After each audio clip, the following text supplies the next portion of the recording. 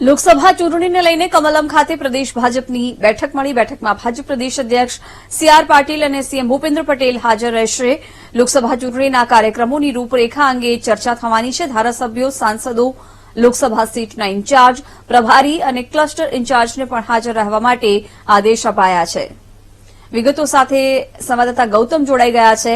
ગૌતમ, પ્રદેશ ભાજપની બેઠક મળી રહી છે લોકસભા ચૂંટણીના અનુસંધાને, શું વિગતો?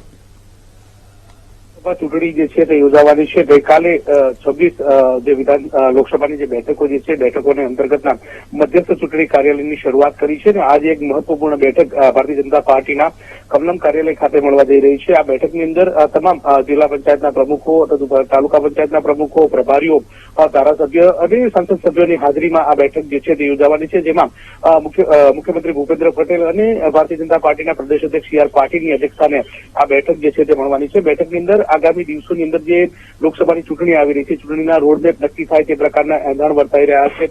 મહત્વની વાત એ છે કે તેની સાથે સાથે જે લોકસભા બેઠકની અંતર્ગત જે વિવિધ કાર્યક્રમો જે છે યોજવાના છે તે અંતર્ગતની પણ મંથન થઈ શકે છે।